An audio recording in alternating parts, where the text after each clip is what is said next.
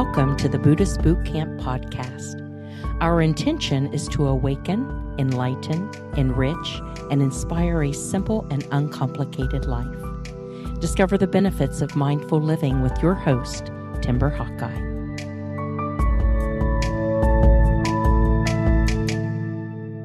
People who grow up poor often make it a priority as adults to secure their financial stability, cash flow, savings, and retirement accounts in order to avoid living with the feeling of scarcity again. Others moved around a lot as kids, changing schools so frequently they either grow up determined to buy a home and dig deep roots where they can stay for the rest of their lives, or they continue the nomadic lifestyle, depending on whether their childhood experience affected them positively or negatively.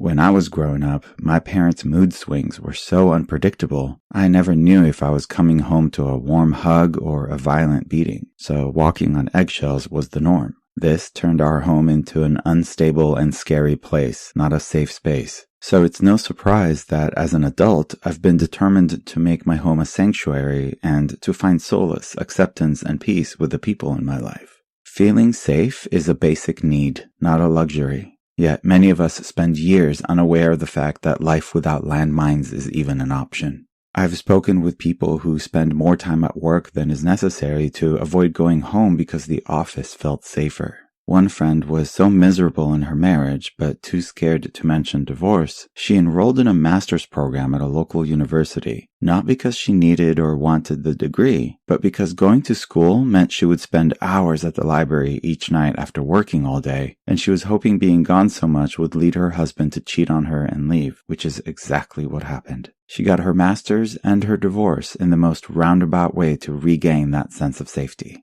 Your home and your friendships, relationships, or marriage are to be your safe haven and happy place, not another battle you have to fight. It doesn't mean everything will always be perfect or that you need to escape at the first sign of a disagreement. But if home consistently causes you more stress than relief, then it isn't serving its primary purpose. Some cultures even have rituals incorporated into everyday activities that honor the home as a shelter from the outside world, whether it's removing your shoes when you enter a house or saying a prayer when going through a doorway. It's about creating and maintaining the peace in which we wish to live. Would you say your home or relationship resembles a calm lake or a raging ocean? How frequent are the storms? Is home a place of refuge or does it cause anxiety? I travel a lot for speaking engagements, so let's compare relationships to long flights. There's always going to be some turbulence, sure, but the question is, when it comes to your home or relationship, when was the last time the fasten seatbelt sign has been turned off for a good portion of the trip so you can enjoy a smooth flight?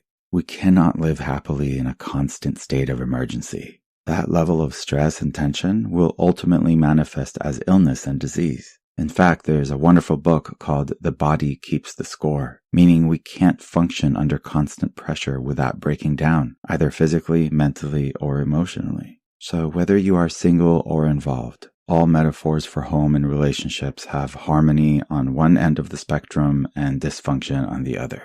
So keep in mind that inconsistent, unstable, and turbulent situations can destroy us, while healthy and balanced serenity supports our growth and encourages our healing, which took me a long time to realize. We can't heal in the same environment that makes us sick. That simple truth has broken my heart, but it opened my eyes. Sadly, you can even be madly in love with someone, yet still be better off without them.